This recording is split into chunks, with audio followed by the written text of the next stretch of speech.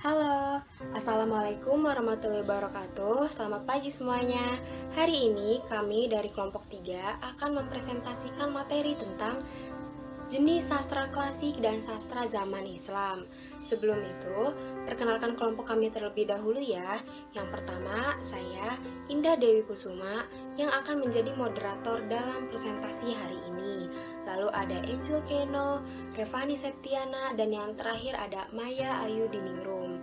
Dalam presentasi hari ini, kami akan membahas 12 topik pembahasan. Yang pertama, ciri-ciri sastra zaman peralihan. Lalu, ciri-ciri sastra sejarah, pengertian hikayat, cerita berbingkai, sastra kitab, tujuan penulisan sastra sejarah, lalu ada hasil penulisan sastra sejarah, sastra undang-undang, pantun, syair, ciri-ciri syair, unsur-unsur syair, golongan syair menurut isinya, dan yang terakhir adalah pengaruh sastra klasik terhadap masyarakat. Nah, kami akan membahas dua bab ya, yaitu bab 3 dan bab 4.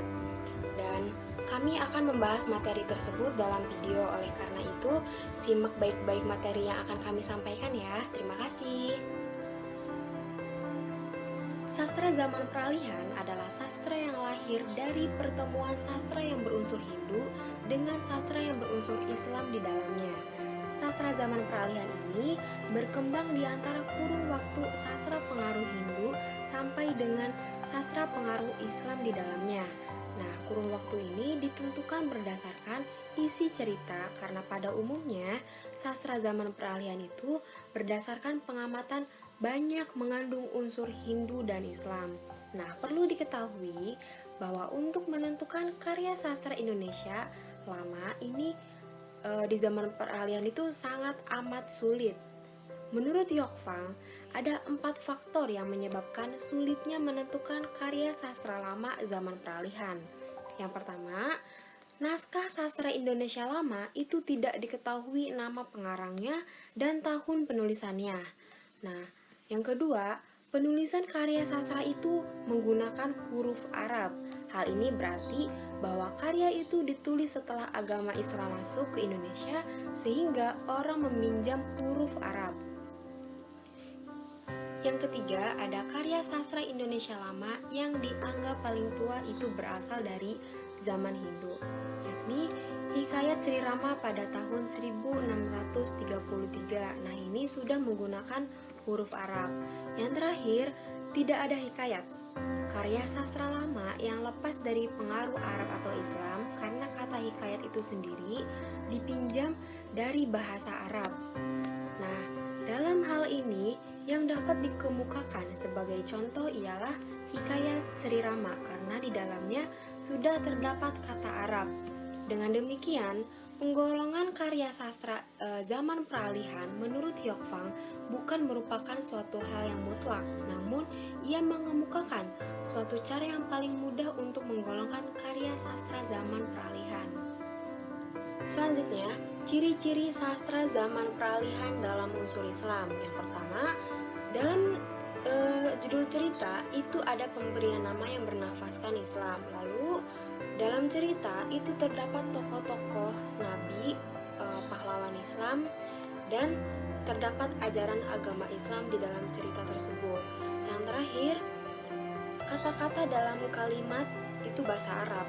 Jadi Allah Subhanahu wa taala itu sebagai pengganti dewata mulia. Selanjutnya, ciri-ciri sastra sejarah. Yang pertama, biasanya menceritakan peristiwa yang benar-benar terjadi di istana. Yang kedua, menceritakan riwayat kerajaan selama beberapa keturunan. Selanjutnya, gagasan penulisan itu biasanya muncul dari kalangan istana. Peminatnya hanya dari kalangan istana saja. Lalu, yang terakhir, terdiri dari 2 bagian, yaitu bagian yang bersifat mitos atau dongeng, yang bagian itu hanya bersifat historis. Selanjutnya adalah hikayat. Hikayat ialah karya sastra lama dalam bentuk prosa yang isinya menceritakan kehidupan raja-raja yang gagah perkasa yang bertahta di dalam istana megah. Hikayat juga melukiskan peperangan yang dahsyat, peperangan yang penuh dengan kesaktian dan keajaiban para pahlawannya. Umumnya, jenis prosa lama yang berbentuk hikayat selalu membawa pembaca ke dunia hayalan atau fantasi. Tetapi, selain demikian, banyak pula hikayat yang benar-benar diangkat dari kenyataan perjalanan seseorang tokoh yang penuh karismatik. Contohnya, hikayat Hang Tuah, hikayat 1001 Malam, hikayat Indra Bangsawan, dan lain-lain. Nah, saya akan menjelaskan contoh dari hikayat Indra Bangsawan. Jadi, hikayat Indra Bangsawan itu berdasarkan Katalogus van Ronkel pada tahun 1999, halaman 191 sampai 194. Dan Katalogus Koleksi Naskah Melayu itu berada di Museum Pusat, Jakarta. Tercatat ada 6 naskah hikayat Indra Bangsawan. Di samping itu juga disebutkan di dalam Malay manuskrip ke-6 naskah hikayat Indra Bangsawan itu sebagai berikut. Yang pertama, baik seperti yang kalian bisa lihat, di hikayat Indra Bangsawan pertama itu ada ukuran naskah dan nomor-nomor naskah. Jadi di hikayat Indra Bangsawan pertama ini tidak memiliki kolofon. Kolofon adalah catatan penulis, itu umumnya ada di akhir naskah atau terbitan. Ini berisi keterangan mengenai tempat, waktu, dan penyalin naskah. Lalu, catatan lain dalam hikayat Indra Bangsawan pertama ini, cerita ini dibuka dengan ucapan basmalah, Bismillahirrohmanirrohim. Lalu pada baris pertama dan baris kedua itu memiliki kalimat pembuka seperti wabihi nasta'inu bi'ilahi ala. Lalu pokok-pokok isi cerita ini dapat disimpulkan berdasarkan katalogus sehubungan dengan tidak dapat terbaca naskah aslinya. Selanjutnya, di hikayat Indra Bangsawan kedua, tulisan naskahnya masih memakai Arab Melayu, tetapi beda dengan hikayat Indra Bangsawan pertama karena yang di kedua ini tulisannya sudah jelas dan baik. Dan ini disebabkan karena di hikayat Indra Bangsawan kedua itu memakai kertas folio polos dan memakai tinta hitam. Tapi di samping itu juga di naskah ini menggunakan tinta merah pada sebuah kata yang menyatakan alinea baru seperti syahdan, hatta, kelakian, dan sebagainya. Di sini tidak memiliki kolofon. Lalu catatan lainnya sama seperti di hikayat pertama, tetapi di kalimat penutupnya itu ada wallahu alam bisawab, ya seperti itu. Dan akhirnya naskah ini ditutup dengan beberapa syair. Biasanya nih isinya telah mencakup ringkasan hikayat Indra Bangsawan. Selanjutnya, pada hikayat Indra Bangsawan ketiga ini masih sama seperti naskah yang kedua karena masih memakai tulisan Arab Melayu yang jelas dan baik. Lalu keadaan naskah juga masih baik, ditulis dengan tinta hitam dan merah. Catatan lainnya, naskah ini diberi judul Indra Bungsu karena pada halaman pertama itu sama seperti naskah-naskah sebelumnya. Lalu di halaman 77 sampai 89 itu berisi tentang cerita Nabi Isa dan tengkorak kering. Itu seperti hikayat Raja Jumjumah. Nah, halaman ini ditutup dengan 107 bait syair berisi tentang kesimpulan isi hikayat Indra Bangsawan. Selanjutnya, hikayat Indra Bangsawan keempat. Lalu pada naskah keempat itu masih sama seperti naskah-naskah sebelumnya karena masih memakai tulisan Arab Melayu yang jelas dan baik. Lalu penulisan naskahnya itu sama, memakai kertas folio polos dan tinta hitam dan memakai tinta merah. Itu juga kadang-kadang karena si penyalin hanya menggunakan tinta merah untuk pada alinea baru atau kejadian yang dipentingkan oleh penyalinnya, seperti itu. Lalu di naskah keempat itu ada kolofon. Kolofonnya yaitu tamatlah hikayat Indra Bangsawan ini kepada 18 hari bulan Rajab tahun Wawu 1273. Nama yang menulis Syekh itu bernama Muhammad Tahrif. Lalu naskah ini tidak berjudul, diawali dengan Bismillahirrohmanirrohim dan dilanjutkan dengan kalimat wabihi nasta'inu bihi. rahmatullahi ala, berdasarkan catatan Sutaraga, naskah ini ditemukan oleh rombongan residen Pariangan pada 25 September 1857. Lalu selanjutnya, Hikayat Indra Bangsawan kelima. Nah, sama seperti naskah sebelumnya, yaitu masih memakai tulisan huruf Arab Melayu yang jelas dan baik. Nah, ini juga memakai kertas polos ditulis dengan tinta hitam, kadang-kadang digunakan tinta merah pada kata sambung dan lukisan bentuk bunga sebagai batasan antara satu pantun dengan pantun yang lainnya. Lalu, bedanya dengan naskah keempat, di naskah kelima ini tidak memiliki kolofon, tetapi ada catatan lain, yaitu pada lembaran pertama, naskah ditulis sebuah nama penyalin naskah ini, Abdul Rahman dengan tinta merah, dan di bawahnya ditulis sebuah kalimat dalam bahasa Belanda yang artinya menyatakan singkatan sebuah naskah Betawi dikerjakan oleh Tabri Abdul Rahman pada tahun 1894. Nah, naskah ini tercatat dalam Katalogus van Ronkel halaman 194 di dalam Sutaraga. Lalu yang terakhir, Hikayat Indra Bangsawan ke-6. Nah, dalam naskah ini sama seperti naskah sebelumnya, yaitu tulisannya masih memakai Arab Melayu yang jelas dan baik. Tetapi di naskah ini ada huruf-huruf kecil yang ditulis satu spasi tetapi masih mudah dibaca, dan keadaan naskahnya masih baik, masih menggunakan folio bergaris, serta tulisan naskah menggunakan tinta hitam. Di naskah ini memiliki kolofon, yaitu telah selesai hikayat ini pada 4 September 1894, hari Selasa 3 Rabiul Awal 1312 tahun Jawa pada tahun 1824. Pecenongan Langgar Tinggi yang empunya Muhammad Bahir Syafi'an Usman Fadli. Nah, dalam naskah ini memiliki catatan lain, yaitu naskah ini berupa saduran dan disertai judul baru Hikayat Indra Kita. Judul ini dicantumkan pada halaman pertama, baris pertama. Bahasa yang digunakan ialah bahasa Melayu Betawi. Halaman terakhir 95 sampai 96. Naskah ini ditulis 22 bait syair sebagai penutup, berisi tentang cerita keistimewaan Syahpri dan Indra Bangsawan. Nah, berdasarkan deskripsi dari ke-6 naskah Hikayat Indra Bangsawan ini, bisa disimpulkan bahwa yang pertama, ditinjau dari segi isi ceritanya, dari ke-6 naskah itu ternyata hanya sebuah naskah yang paling padat dan panjang ceritanya itu hanya ada di naskah M1 245. Sedangkan naskah yang lain umumnya lebih pendek karena dilukiskan hanya cerita pokoknya saja. Berdasarkan catatan di dalam katalogus koleksi naskah Melayu Museum Pusat, bahwa naskah Hikayat Indra Bangsawan yang bernomor M1 245 merupakan karya saduran dan disertai dengan judul yang baru, yaitu Hikayat Indra Kila. Jadi naskah ini agak berbeda dengan naskah yang lain, oleh karena itu sangat menarik untuk diteliti. Nah, selanjutnya, berdasarkan keadaan naskah tersebut, salah satu naskah yang paling baik kertasnya dan ditulisnya pun paling mudah dibaca, sedangkan naskah yang lainnya agak sukar dibaca dan kertasnya sudah lapuk.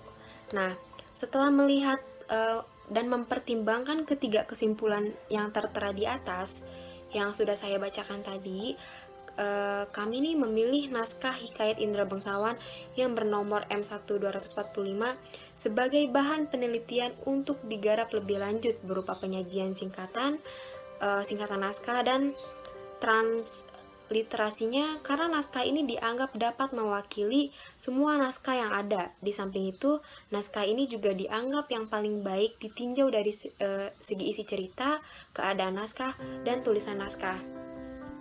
Nah, tadi saya sudah menjelaskan tentang 6 naskah Hikayat Indra Bangsawan, tetapi saya tidak terlalu menjelaskan secara detail tentang isi hikayat ini.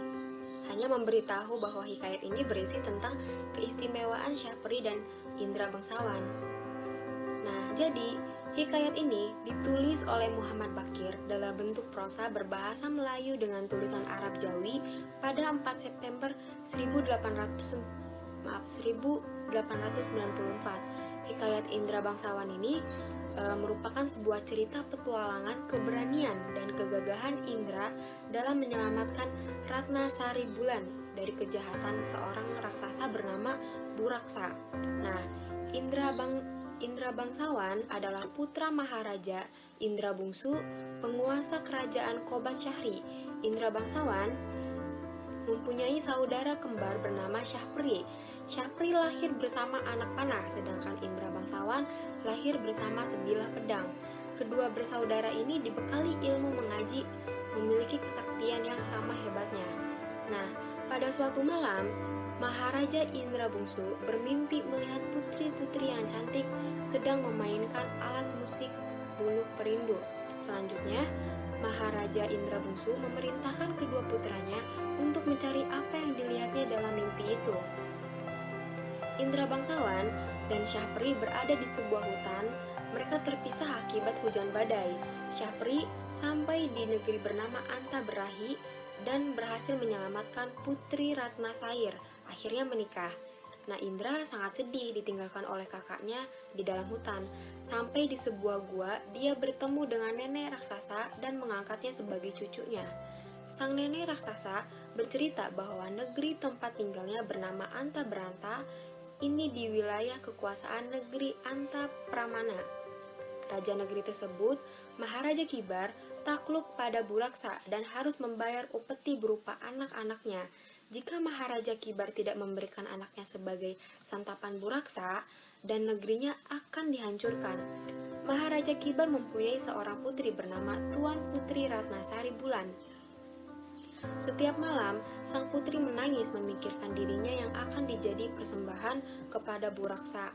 Sampai akhirnya, mata Tuan Putri Ratna Sari Bulan sakit. Baginda Raja lalu memerintahkan ke-9 anak raja untuk mencari susu harimau yang dapat menyembuhkan penyakit putrinya. Namun yang berhasil menemukan adalah Indra Bangsawan. Setelah Tuan Putri sembuh, tibalah saat dirinya menjadi persembahan kepada Buraksa. Akan tetapi, dengan kesaktiannya, Indra Bangsawan dapat menyelamatkannya dan berhasil membunuh Buraksa. Sebagai bukti, Indra Bangsawan membawa mata, hidung, dan telinga Buraksa ke hadapan Maharaja Kibar.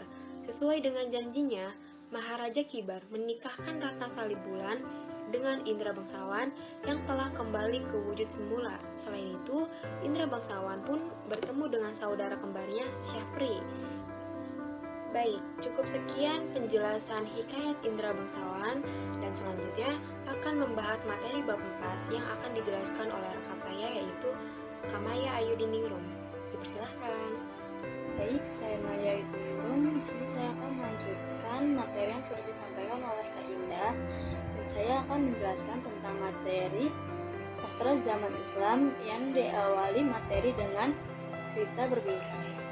Cerita berbingkai merujuk kepada bentuk antara kesusastraan purba yang telah bermansur ke seluruh dunia, yang berpunca atau berpokok daripada suatu cerita yang kemudian menceritakan bermacam-macam cerita lagi dalam cerita asalnya.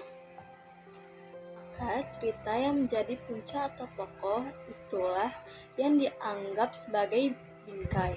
Biasanya sisipan cerita dalam suatu cerita terjadi melalui tokoh cerita. Tokoh cerita itu bercerita pula untuk membuktikan kebenaran kata-kata pada cerita pokok. Di dalam cerita sisipan itu mungkin ada cerita sisipan lagi sehingga pada akhirnya cerita itu menjadi panjang dan luas. Berdasarkan hal itu, cerita berbingkai dibangun oleh dua struktur isi, yaitu bagian pokok cerita atau sisipan cerita. Islam, karya sastra kitab dapat merujukan menjadi Islam bagi orang-orang Melayu karena pada waktu sebagian besar masyarakat Melayu masih sedikit yang memahami bahasa Arab.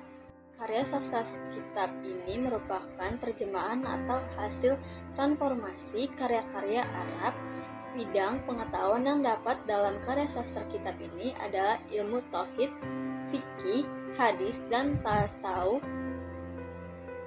Sejarah sastra ialah untuk memahami dasar dari sastra itu sendiri, seperti makna sastra, unsur-unsur sastra, dan pengarang sastra.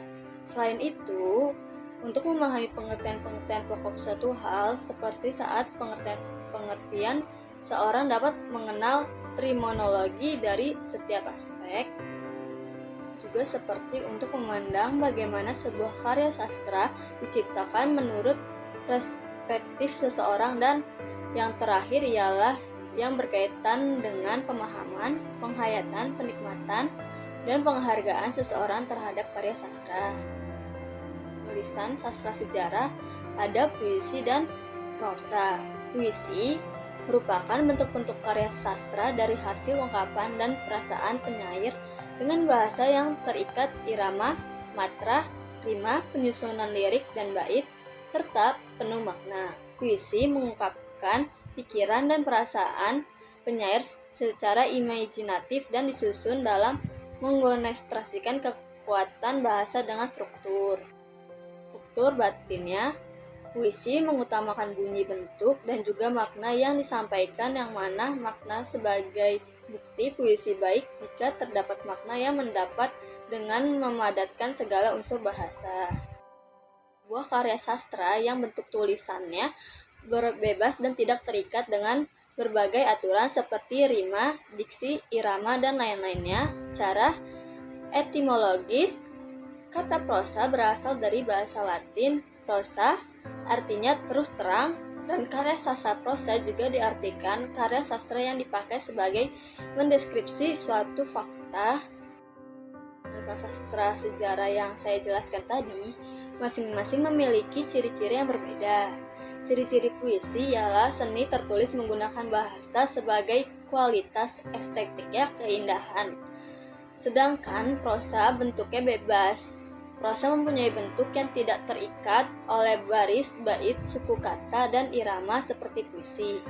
Pada umumnya, bentuk prosa adalah bentuk rangkaian suatu paragraf, contohnya dongeng, hikayat, novel, dan lainnya, dan dapat disajikan sebagai bentuk tulisan ataupun secara lisan. Memiliki tema. Sebuah prosa memiliki tema yang menjadi dasar dalam sebuah cerita dan merupakan bahasa pokok di dalamnya, lalu mengalami perkembangan. Sebuah prosa akan mengalami suatu perkembangan karena dipengaruhi pada perubahan yang berada di kalangan masyarakat. Peristiwa, dan dalam prosa biasanya terdapat alur cerita yang menjelaskan urutan suatu peristiwa, dan alur peristiwa tersebut berbentuk alur mundur, maju, dan campur. Di dalam prosa terdiri tokoh, yaitu manusia, hewan, maupun tumbuhan, dan mempunyai suatu sifat dan sikap, yaitu antagonis atau bisa disebut jahat, protagonis, kata lainnya baik, dan tokoh pembantu. Lalu memiliki latar. Sebuah prosa mempunyai sebuah latar pada masing-masing suatu kejadian, waktu, dan suasana. Memiliki suatu amanat. Sebuah prosa harus memiliki sebuah amanat yang akan disampaikan kepada pendengarnya sehingga dapat mempengaruhi mereka. Memakai bahasa asing. Sebuah prosa dapat menggunakan bahasa asing, contohnya bahasa Inggris, bahasa Jepang, bahasa Melayu, dan bahasa asing lainnya, atau juga tidak menggunakan bahasa asing.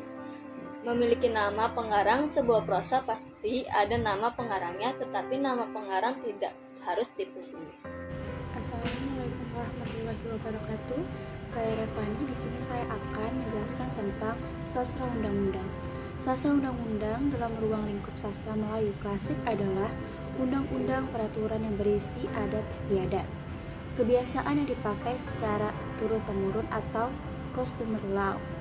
Kitab-kitab yang berisi undang-undang misalnya Undang-Undang Makalah, Undang-Undang Meningkabau, dan Undang-Undang Palembang, Undang-Undang Jambi, Undang-Undang Pelayaran, dan sebagainya.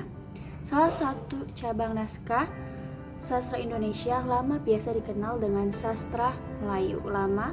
Yang menarik perhatian adalah sastra undang-undang, di samping sastra sejarah, cerita epos, dan lainnya. Ada juga pantun. Pantun merupakan sejenis puisi yang terdiri atas 4 baris, bersajak A, B, AB, A, B, A, B, B. 2 baris pertama merupakan sampiran yang umumnya tentang alam, flora, dan fauna. 2 terakhir merupakan isi yang merupakan tujuan dari pantun tersebut. 1 baris terdiri dari 4 atau 5 kata, 8 sampai 12 suku kata. Berdasarkan isinya, pantun dibagi menjadi 3, diantaranya pantun anak-anak, pantun muda-mudi, dan pantun tua. Pantun adalah suatu seni budaya Melayu yang tumbuh dan berkembang sejak dulu kala, sehingga kini kebiasaan masyarakat Melayu dalam penggunaan pantun memantun di dalam kehidupan sehari-hari masih ada, sebab budaya berpantun itu sudah berdarah daging dalam kehidupannya. Contoh, 2-3 pergi berlayar, pandai hutang tak pandai bayar. Atau ada lagi contoh, mawar bersemi di batang kayu, do you love me like I love you? Selanjutnya ada syair. Syair adalah puisi lama yang tiap bait terdiri dari 4 pelarik yang terakhir dengan bunyi yang sama. Syair terdiri 4 baris. Setiap baris mengandung 4 kata yang sekurang-kurangnya terdiri dari 9 sampai 12 suku kata. Syair adalah puisi atau karangan dalam bentuk terkait yang mementingkan irama sajak. Biasanya terdiri dari 4 baris berirama A. Keempat baris tersebut mengandung arti atau masuk penyair. Contoh syair: berhentilah kisah raja Hindustan, tembuslah pula suatu perkataan, Hamid Shah Paduka Sultan, duduklah baginda bersuka-suka.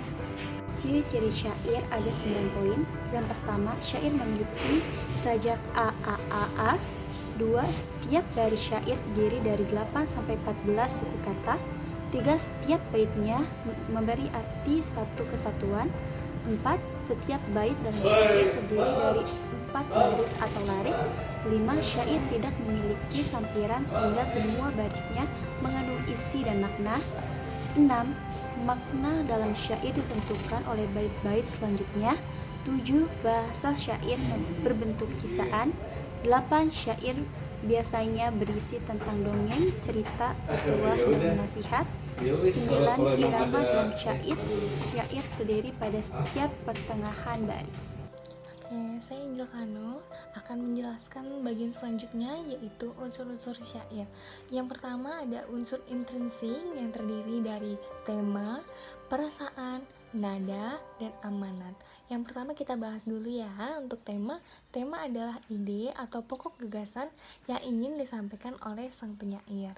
Yang kedua ada perasaan, yaitu sesuatu yang ingin diungkapkan oleh sang penyair. Misalnya ada karakter yang ingin disampaikan oleh sang penyair. Selanjutnya ada nada, yaitu sebuah intonasi atau penekanan, entah itu nadanya berupa mengejek, berupa sedih, gembira, kecewa, dan lain sebagainya. Yang terakhir lalu ada amanat, yaitu pesan yang ingin disampaikan oleh sang penyair. Unsur intrinsik itu sendiri adalah sastra kitab. Sastra kitab adalah sastra yang memuat bidang yang cukup luas. Di dalamnya mencakup ilmu kalam, ilmu fikih, ilmu tasawuf. Jenis sastra ini ditulis atau disadur oleh orang-orang Melayu yang belajar di Mekah atau di Madinah. Contoh sastra kitab adalah MSS 2758 dalam kurung PNM. Sifa'al Qulub ditulis oleh Nuruddin Aranindiri 1 Oktober 1810 Masehi. Kalau yang tadi adalah unsur intrinsik, selanjutnya kita akan bahas unsur ekstrinsik syair. Yang pertama ada latar belakang dari kehidupan seseorang penyairnya. Bisa entah itu kehidupan aslinya atau cerita dari temannya atau dari berbagai referensi. Yang kedua ada latar belakang sebuah budaya atau sosial. Misalnya budaya yang diambil seperti Melayu dan sebagainya. Kemudian ada latar belakang pendidikan seorang penyair. Dan yang terakhir ada adat atau kebiasaan yang dilakukan oleh masyarakat setempat. Misalnya kita mau melakukan sebuah atau menulis sebuah syair, kita tanya dulu penduduk sekitar adat atau budaya apa saja yang ada di sini, sehingga sebagai referensi untuk melengkapi saat kita membuat syair gitu. Oke, di sini kita akan melihat contoh dari syair, yaitu jaupanan anak bubunya hendak menyerang ke Malaka, ada cincin berisi bunga, bunga berisi air mata. R.O. Watson berpendapat bahwa syair pertama kali muncul dalam sastra Melayu di abad ke-15 dalam syair Ken Tambuhan. Kemunculan syair dalam sastra Melayu tidak mungkin lebih awal daripada abad ke-16, sekitar tahun 1600. Syair masih berarti puisi secara umum dan bukan suatu jenis puisi tertentu. Dalam Tajus Salatin yang tertulis pada tahun 1602 atau 1603, tidak terdapat sekuntum pun puisi yang mirip dengan susul syair sekarang. Syair sebagai jenis puisi yang berbaris 4 dan bersajak A, baru tersebar sesudah Hamzah Fanzuri menghasilkan puisinya. Dengan perkataan lain, Tiu berpendapat bahwa Hamzah Fanzuri adalah pencipta syair Melayu. Yang pertama, Hamzah Fanzuri menamai puisi yang ditulisnya Rubai, puisi yang berbaris 4. Seperti yang tadi contoh sudah saya bacakan dan ditampilkan di slide ya. Untuk syair tersebut dibacakannya seperti pantun. Syair Hamzah Fanzuri mendapat pengaruh yang kuat dari nyanyian rakyat atau disebut juga pantun. Seperti yang terdapat dalam sejarah Melayu, ia sampai kepada kesimpulan ini dan sudah menyelidiki ciri-ciri syair, yaitu irama, metre, sajak akhir, rhyme, rime, pembagian kesatuan, units, dan pengelompokan satuan. Irama syair adalah sama seperti irama pantun yang tadi saya bacakan. Bukan saja pantun kadang-kadang muncul dalam syair, baris-baris syair juga kadang-kadang terdapat dalam pantun. Dan sajak akhir yang dipakai dalam syair Hamzah Fanzuri adalah A. Jadi belakangnya itu sama ya hurufnya, A, berakhiran A. Ini adalah pola sajak yang terdapat dalam nyanyian-nyanyian dalam sejarah Melayu. Sekarang kita akan membahas golongan syair menurut isinya. Yang pertama yaitu syair panji. Syair panji itu sebagian besar bentuk dari olahannya itu awalnya prosa. Misalnya syair panji Semirang adalah olahan dari hikayat Panji Semirang. Biasanya satu syair hanya menceritakan satu cerita utamanya saja. Misalnya syair Ken Tambuhan hanya menceritakan mengenai percintaan dan perkainan Raden Menteri dan Ken Tambuhan. Syair Undakan Agung Udaya hanya menceritakan kisah Panji yang tinggal di Daha dan memakai nama Undakan Agung Udaya. Contohnya bisa kalian lihat di modul ya, ada di halaman 73. Yang kedua ada syair Ken Tambuhan. Syair Ken Tambuhan adalah syair Panji yang paling terkenal dan paling banyak mendapat perhatian dari sarjana. Syair Ken Tambuhan adalah sebuah syair yang sangat populer. Bahasanya yang indah mendapat penghargaan dari sarjana barat yang mengkajinya. Selanjutnya ada syair Agreni. Syair ini memiliki plot yang hampir sama dengan syair Ken Tambuhan. Menurut R.O. Winstein, syair Anggreni suka dipahami oleh orang Melayu karena isinya yang mengenai percintaan dan banyak menggunakan bahasa yang sangat vulgar, erotis seperti itu. Selanjutnya ada syair Damar Wulan. Syair Damar Wulan yang menceritakan putra seorang patih yang menjadi tukang kuda, tapi kemudian kawin dengan putri Majapahit yang pasti sudah tua usianya. Selanjutnya ada syair romantis. Kesukaan teman-teman nih pasti ya.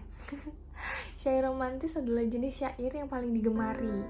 Ini tidak mengherankan karena sebagian besar syair romantis menguraikan tema yang biasa terdapat dalam cerita rakyat, pelipur lara dan hikayat.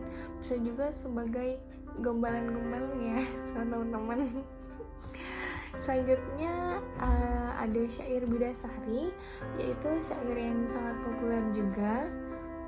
Naskahnya itu lebih dari 10 buah dan terdapat di perpustakaan di Jakarta, Leiden, dan London. Selanjutnya ada syair sejarah, yaitu syair yang berdasarkan peristiwa yang di masa lalu, yang menceritakan tentang sejarah. Biasanya yang paling sering diambil kisahnya adalah mengenai peperangan, perjuangan. Contohnya ada di Modu di halaman 77. Di situ ada syair Perang Mangkasar. Ada pula syair agama yang menceritakan tentang keagamaan, hubungan kita dengan Tuhan Yang Maha Kuasa.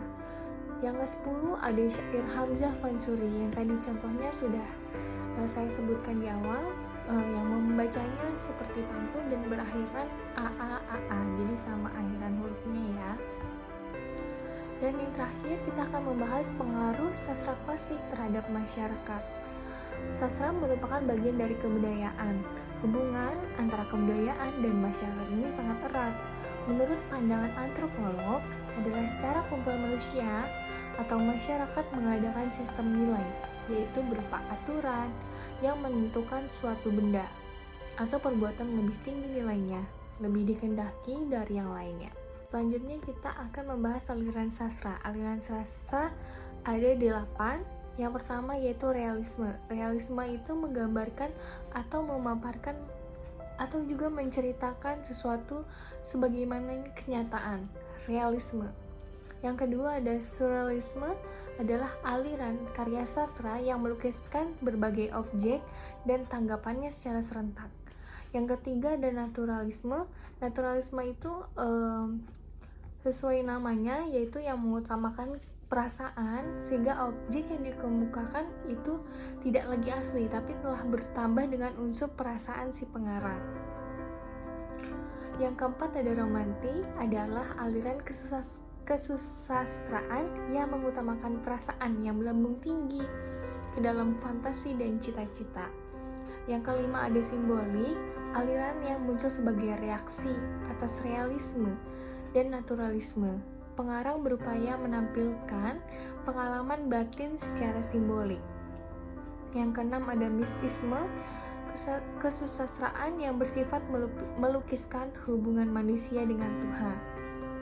Yang ketujuh ada surrealisme, aliran karya sastra yang melukiskan berbagai objek dan tanggapan serentak. Dan yang terakhir adalah impresionisme, adalah aliran kesusastraan yang memusatkan perhatian pada yang terjadi dalam batin tokoh utama.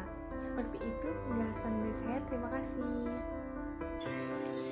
Baik, cukup sekian penjelasan materi dari presentasi kelompok 3 hari ini. Kurang lebihnya mohon maaf. Terima kasih. Wassalamualaikum warahmatullahi wabarakatuh.